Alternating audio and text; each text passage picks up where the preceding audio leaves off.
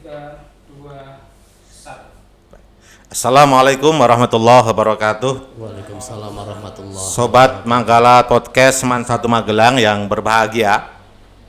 Alhamdulillah pada pagi hari ini kita ketemuan tokoh yang cukup istimewa buat kita semua.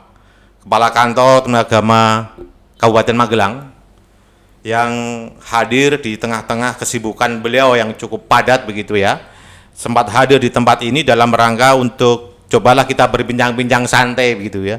Karena kita tahu bersama-sama pada hari ini tanggal 3 Januari 2023 kita Kementerian Agama baru saja merayakan begitu ya, merayakan Hari Amal Bakti Kementerian Agama ke-77. Nah, ini. Maka barangkali materi ini cukup santai, cukup enak kita pahamkan bersama-sama. Karena kita tahu bahwa usia 77 itu adalah usia melebihi bonus gitu ya. Karena kita tahu sebagai seorang muslim, ukuran umur itu, usia itu Rasulullah Shallallahu alaihi wasallam itu 63 tahun begitu kan. Tapi kita sudah sampai pada umur 77 tahun. Ini kan umur bonus lah. Maka cobalah kita akan bincang-bincang tentang ini semua gitu. Bagaimana cara kita merenungi, memahami usia yang sudah lebih dari 63 tahun ini sebagai bagian pengabdian keberadaan Kementerian Agama. Kan kita tahu bersama-sama ini ya, Kementerian Agama itu ngurusinya sangat luar biasa gitu kan. Ibaratnya dari bangun tidur sampai tidur kembali itu diurusi oleh Kementerian Agama. Orang lahir, orang mati, orang nikah gitu kan, madrasah itu kan semuanya diurus oleh Kementerian Agama ini. Maka barangkali ini adalah topik menarik. Saya akan coba kita dengarkan bersama-sama begitu. Bagaimana pandangan Bapak ini ya, nanti biar memperkenalkan sendiri secara langsung riwayat autobiografinya begitu, untuk lebih menajamkan bahwa pandangan-pandangan beliau layak untuk kita bincangkan, layak kita dengarkan sebagai bagian dari menatap pengabdian kita di Kementerian Agama. Terima kasih. Assalamualaikum Pak Kepala Kantor. Ini cobalah kita akan mohon untuk menyampaikan kepada kami semua Manggala Podcast Man 1 Magelang tentang usia ataupun HAP Kemenak tahun 2023 yang ke-77 ini gitu ya. Coba bagaimana menurut Bapak usia sudah 77 tahun. Nah, Kementerian Agama itu ada, berarti eksistensinya sudah tidak perlu diragukan kembali. Kemanfaatnya sudah tidak diragukan kembali. Menurut Bapak bagaimana ini usia 70 tahun untuk pengabdian Kementerian Agama ini? Moga Pak. Terima kasih. Assalamualaikum warahmatullahi wabarakatuh. Pak Dr. Handono, Kepala Man 1 Magelang, yang sekaligus sebagai penguasa Manggala Podcast dan sahabat-sahabat untuk kru dari podcast Manggala ini, saya ucapkan selamat datang dan terima kasih pada kesempatan hari ini kami diberi kesempatan untuk memberikan pendapatnya. Kalau bincang-bincang persoalan tentang Hari Amal Bakti, tahun ini kebetulan sudah masuk yang ke-77.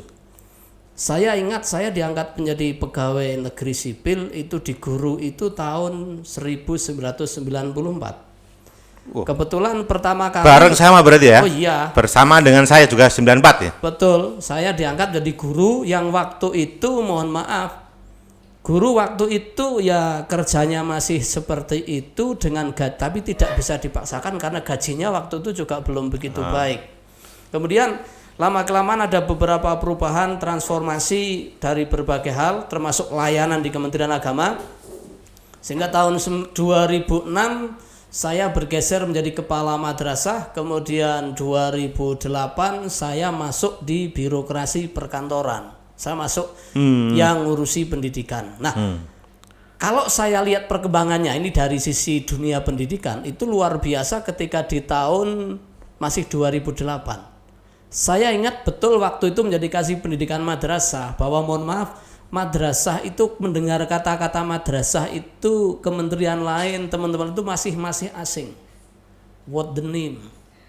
What is this? Dan sebagainya. Makanan apa itu sebenarnya? Hewan apa itu sebenarnya madrasah? Ini orang tidak mengenal. Begitu paham gitu ya. Tidak begitu paham. Tetapi terhitung mulai 2008 itu madrasah juga mengalami transformasi. Sehingga begitu berperan, dan Kemenak sendiri waktu itu juga begitu masif menginformasikan, mempublikasikan tentang program-program yang ada di Kemenak, sehingga semakin dikenal. Kemudian masuk lagi di era tahun 2000-an. Tahun 2000-an itu saya merasakan sudah sangat-sangat berbeda. Mohon maaf kalau saya lihat dulu, saya merasakan ketika jadi guru, itu guru dulu ada kekosongan 1 hari, Pak. Jadi guru tidak ngajar antara Pak ada harian game ya, betul. Mesti ngalami kekosongan ya, 1 hari. Ya. Dan itu terjadi, bahkan mohon maaf, dari tugas guru itu belum bisa dipertanggungjawabkan secara profesional dari 4 tugas pokok guru. Nah, kemudian setelah berkembang pada akhirnya suatu saat 2010 kan muncul yang namanya waktu itu kalau tidak salah sertifikasi, yang kebetulan saya mengikuti sertifikasi.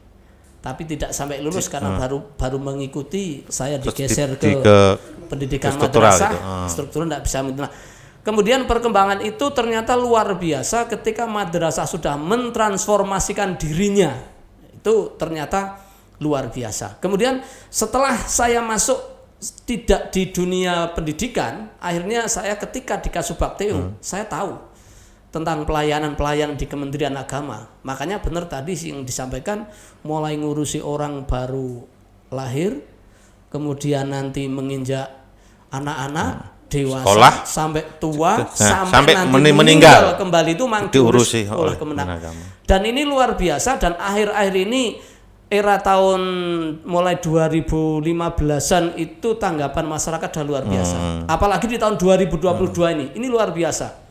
Nah, hal ini tentu saja tidak hanya serta-merta seperti itu, karena memang ASN Kemenak sendiri juga berusaha dengan kebijakan birokrasinya, sehingga muncul prestasi-prestasi yang dimunculkan, baik itu yang dari madrasah maupun dari KUA ataupun dari yang lain, sektor-sektor atau seksi-seksi lainnya ada di Kementerian Agama. Inilah yang memberikan warna sehingga Kementerian Agama itu kalau tahun 2023 mengambil tagline kerukunan umat untuk Indonesia hebat, ini sangat-sangat tepat, karena modal kerukunan itulah modal dasar untuk membangun negeri.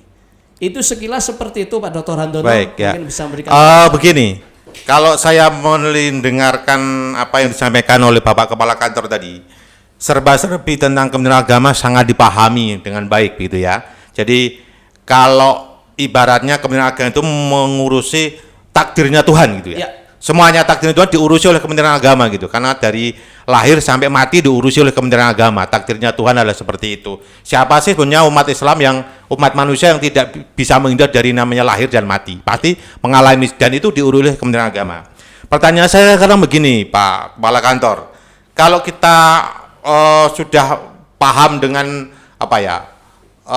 umur 77 tahun masa pengabdian di Kementerian Agama, Pak Kepala Kantor juga dari tadi sudah sampaikan bahwa pengalamannya dari guru kemudian jadi struktural gitu, dan sejak tahun 94 berada di Kementerian Agama. Pertanyaannya, seberapa besar sebenarnya tingkat trust ya, kepercayaan masyarakat itu dari tahun ke tahun terhadap Kementerian Agama, yang tadi kita sepakati bahwa Kementerian Agama itu mengurusi dari urusan manusia, semua urusan manusia menurut saya begitu, karena lahir dan mati kan semua urusan manusia menurut saya begitu. Bagaimana trust masyarakat itu untuk tahu bahwa keberadaan itu sangat diperlukan di negeri ini gitu. Oke. Terima kasih. Kalau bicara trust, sekali lagi bahwa Kementerian Agama itu adalah ngurusi semua agama yang ada. Sehingga kalau persoalan trust, ini saya lihat, saya urut dari teman-teman yang non muslim, ternyata trustnya itu tren dari sekitar 2015, 2020 ke era 2023 ini sangat-sangat berbeda. Saat ini ternyata tagline yang diambil Kementerian Agama, kerukunan umat, itu memang benar-benar adanya dan benar dibutuhkan. Karena mohon maaf, selama ini bahwa Kementerian Agama itu seolah-olah hanya menjadi menterinya teman-teman yang muslim. Padahal Kementerian Agama itu menjadi menterinya termasuk seluruh agama yang ada di Indonesia. Ini yang paling pertama dari sisi agama. Kemudian yang kedua, kalau bicara trust, saking trustnya semakin lama trennya juga semakin meningkat. Contohnya yang paling pertama, saya lihat jelas itu adalah dari pelayanan haji, Pak. Haji itu luar biasa. Dari tahun ke tahun itu belum pernah mengalami ibaratnya trust menurun dari masyarakat, semakin itu dari si haji. Kemudian yang kedua, termasuk dari sisi pelayanan di KUA. Selama ini teman-teman di KUA, masyarakat tuh ngerti ini KUA itu hanya ngurusin nikah. Jadi kantor urusan asmara. Padahal enggak. Ya kan? Bukan hanya kantor urusan asmara, karena KUA ini adalah mengurusi ibaratnya apa ya? Merupakan representasinya dari Kementerian Agama di tingkat kabupaten. Jadi dia juga ngurusi orang nikah, ngurusi orang meninggal, ngurusi wakaf, ngurusi orang yang mau haji, macam-macam tuh diurusi oleh tingkat KUA. Termasuk kemungkinan di madrasah ya. Jadi masyarakat yang menyekolahkan itu ya, yang menggunakan jasa madrasah untuk mempercayakan anaknya menyekolahkan di madrasah juga semakin tinggi ya, semakin meningkat. Itu mungkin juga bisa jadi indikator trust meningkat ya. Jadi trust itu termasuk di dunia pendidikan sendiri, Pak. Saya dulu ketika tahun 2006 masuk di madrasah, itu saya nun sewu publikasi ke masyarakat, ayo pada sekolah di madrasah. Ternyata masyarakat masih bingung, Pak, madrasah itu apa sih? Ijazahnya bisa dipakai enggak? Itu lulusan situ bisa melanjutkan ke sana enggak, macam-macam. Nah, ternyata dengan berbagai publikasi kemudian kiprah yang kita lakukan dan kita menunjukkan bahwa madrasah ini adalah, makanya ketika tagline di era 2015-2017 kan ada madrasah hebat, madrasah bermartabat. Mengapa? Karena waktu itu di saat itu madrasah itu betul-betul terjadi kompetisi dengan teman-teman kita yang sekolah. Yang dulu madrasah tidak dianggap, tapi ketika kemarin ada perlombaan pertandingan madrasah mulai muncul, makanya sudah mulai trust itu juga semakin tinggi. Apalagi ketika mulai ada ujian nasional, banyak teman-teman dari madrasah yang menduduki ranking berskala nasional dalam nasional, sehingga itu mempertinggi daripada trust masyarakat terhadap madrasah itu sendiri. Apalagi sekarang kan ini ada LTMPT itu kadang meranking madrasah sekolah nasional 1000 madrasah sekolah nasional. Jadi sekolah dan madrasah dijadikan satu diukur gabung jadi satu menjadi 1000 top sekolah madrasah nasional gitu kan. Ini diukur dari seberapa besar madrasah yang melanjutkan ke perguruan tinggi. Bukan hanya di perguruan tinggi umum, tapi juga di perguruan tinggi Islam gitu kan. Jadi banyak anak-anak madrasah kita itu yang setelah lulus dari madrasah aliyah negeri misalnya atau madrasah swasta misalnya gitu, ada yang diterima di UI, ada yang diterima di UGM gitu kan. Bahkan kemarin saya sempat ketemuan anak-anak di sini Man 1 Magelang itu yang diterima di sini nih, sebelah ini, Akmil. Kemarin saya ketemuan 3 anak kita yang diterima di Akmil. Ada di tingkat, ada 3 angkatan itu. Ada yang matra darat, ada matra laut dan matra udara gitu lah. Berarti apa? Sebetulnya madrasah bisa jadi tidak akan mesti bisa dipahami sebagai sekolah yang sejajar lah ya. Sekolah yang sejajar dengan sekolah-sekolah secara umum gitu. Bahkan menurut kita mungkin bisa dimaknai melebihi karena memang kalau kita ukur dari misalnya begini. Kalau bisakah dikatakan melebihi ketika misalnya kita dari ukur dari misalnya anak-anak di madrasah itu di sekolah itu di madrasah itu satu hari bisa 52 jam ya, satu pekannya itu kan. Kalau di sekolah barangkali kurang dari itu. Secara otomatis berarti layanan di sekolah atau madrasah lebih lama daripada di sekolah. Apakah itu bisa dimaknai sebagai sebuah bentuk tingkat pengabdian itu? Kira-kira gimana itu? Kalau saya, menurut saya itu bukan sebuah pengabdian, itu memang keunggulan bedanya antara madrasah dan sekolah. Jadi selama ini itu madrasah tidak dianggap, mohon maaf, tapi ini oknum oleh oknum loh ya. Tapi ternyata bahwa madrasah itu sebenarnya memiliki khasanah yang luar biasa. Saya yakin kalau dibanding-bandingkan, tapi bukan judul lagu loh ya, aja dibanding-bandingke ya. Kalau dibandingkan sekolah madrasah, bahwa madrasah itu sekolah yang berbasis agama, saya yakin nanti akan menjadi apa ya, kayak semacam assurance quality. Jadi jaminan kualitasnya itu justru dari sisi moral. Artinya apa? Lulusan madrasah saya yakin kalau di pendidikan karakter gitu ya. Karakter dan ya, attitude gitu kan. nah itu yang tidak pendidikan dimiliki karakter di gitu kan. teman-teman sekolah. Ya, jadi pendidikan karakter. Jadi secara tidak langsung madrasah itu sebenarnya sudah menyusun sebuah karakter khusus dalam hal ini yang tujuannya adalah akhlak dan attitude lulusan. Jadi karakter akhlak itu ibaratnya kayak gandum gitu kan. Sementara pengetahuan itu seperti garam gitu kan. Nah inilah barangkali itu. Jadi kalau sudah seperti itu barangkali justru menjadi sebuah keunggulan tersendiri gitu kan. Sehingga masyarakat yang menyekolahkan anaknya di madrasah insya Allah tidak bakalan keliru gitu ya. Kira-kira begitu ya? Ya oke. Kemudian kembali ke bincang-bincang kita Pak Kepala Kantor tentang Habdepak. Kita tahu bahwa di tagline Habdepak kita tahun ini kan membangun kerukunan umat untuk Indonesia hebat. Di situ juga ada logonya gitu ya. Mungkin bisa sebagai bagian dari kadang kalau masyarakat itu lihat logo aja gitu kan. Tapi mungkin logo itu ada filosofinya gitu kan. Untuk bagian dari cara kita menyampaikan kepada masyarakat. Tapi mungkin perlu diperjelas mungkin filosofi logo Habdepak tahun ini misalnya. Itu kira-kira seperti apa gitu? Ini kalau menurut pandangan saya loh ya, itu dari angka itu sendiri bahwa angka 7 itu sebenarnya merupakan sebuah angka yang luar biasa keberuntungannya.